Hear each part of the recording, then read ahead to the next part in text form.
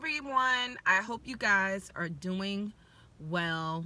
I just wanted to make a quick informational video, as I actually promised a couple of people in the group, on public records and also dealing with bankruptcies. So hopefully, I don't know why this isn't okay, sharing with my group. Okay, hopefully I have my group involved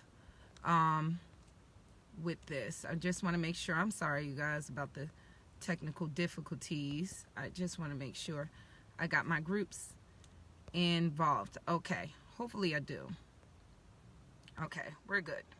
Well, what I want to do is make a video because people have asked in reference to how to handle bankruptcies and public records. And when it comes down to bankruptcies and public records, these items can be taken off of your credit report. And here is why. So what goes on with a bankruptcy and anything that is public records is reported from the courts. So with a bankruptcy is from the bankruptcy court in your state or in your local area, because there is different bankruptcy courts or divisions depending on your state. So this information, where it comes down that bankruptcy, a lot of people that have even asked me, well, if I dispute the bankruptcy, is it going to stop the process of my bankruptcy? No. That bankruptcy, judgments, tax liens, those are like really public actions. So your bankruptcy is a court case. Judgment is a court case. But when it comes down to the courts do not report that information to the bureaus. The bureaus might have on your credit reports that the court is the furnisher of that information, but that is incorrect. That's actually a lie. So anytime you see that public record, you see that child support being reported, it is not directly from the courts, because the courts do not report that information to the major credit bureaus. The bureaus get that information from LexisNexis, okay? That is a data provider. There are a couple of them: CoreLogic, LexisNexis, SageStream. There's a few more, but the major one is LexisNexis. It is the largest data provider. So LexisNexis provide data directly to the bureaus. So they are the one that is giving the bureaus the information about your public record. So when it comes down to that, what you have to do is get proof from the courts that they are not the one furnishing the information. And what you can simply do is contact the courts. You can send the courts an affidavit, letting the courts, requesting the information from the courts, just basically letting them know that the major credit bureaus, LexisNexis, have reported that you reported this information to them as the court, the bankruptcy court, about this judgment, about this bankruptcy, about this eviction, whatever the public record, about this child support. And they will reply back, we do not furnish this information to the three or these credit bureaus. We do not furnish that information. So once you get that information, then you can send it as your evidence to the major credit bureaus that they are reporting inaccurate information. Actually, they're lying, that the source of the information, that they never even received this information at all from the courts. So by them reporting this information on your credit report as the courts is the furnisher, they are reporting inaccurate information on your credit report, and it needs to be removed. So you can use an affidavit to contact the courts. And the reason why affidavit is powerful, it's really a notarized letter that actually states the facts. Like, I will use myself. My name is Sherry Beckley. I was born in, Orange, New Jersey. Those are actual facts. So you're stating some facts to the courts, and why it's very powerful. An affidavit is really a sworn testimony that you can be in penalty of law if you're lying of such. So it forces that you're swearing an oath in front of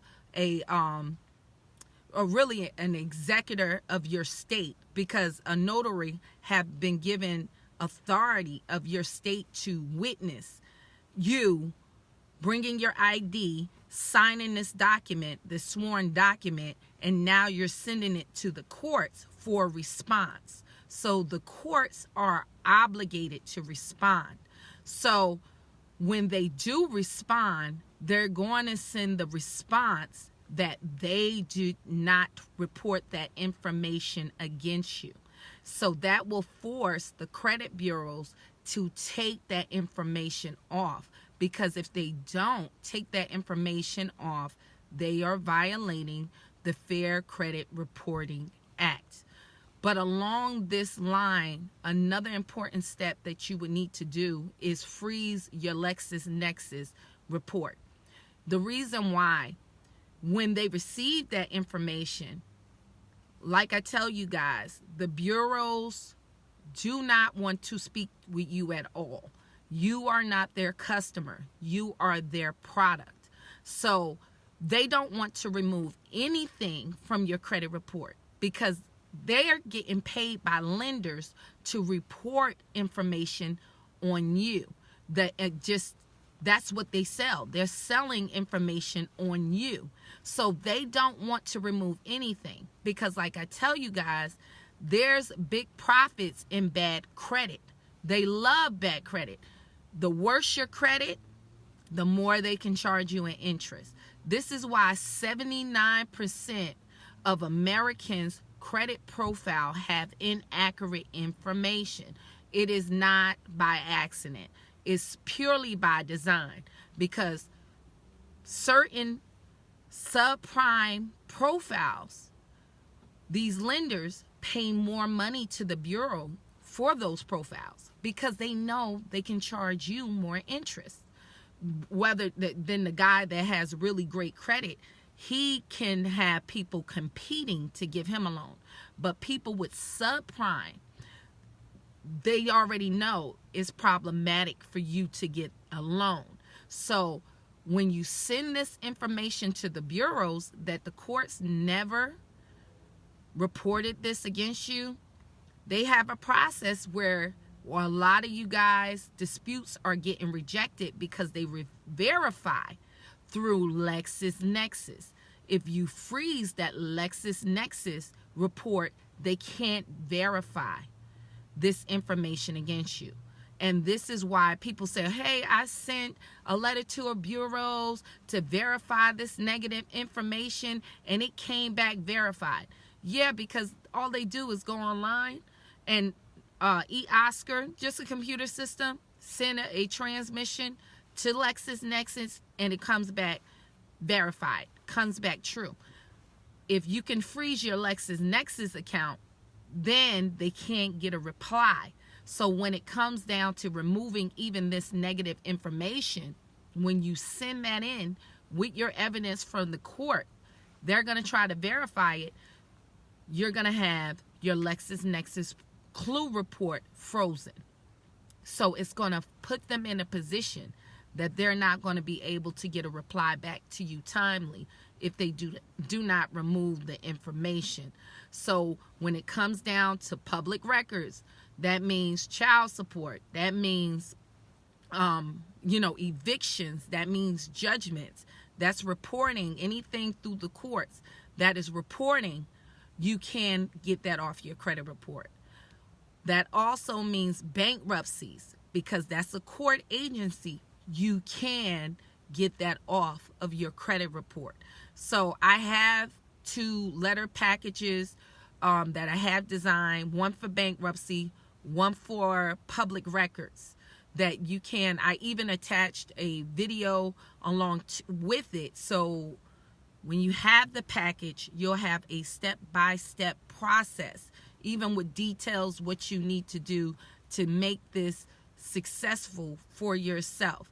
So if you're interested, I will have the link in this video.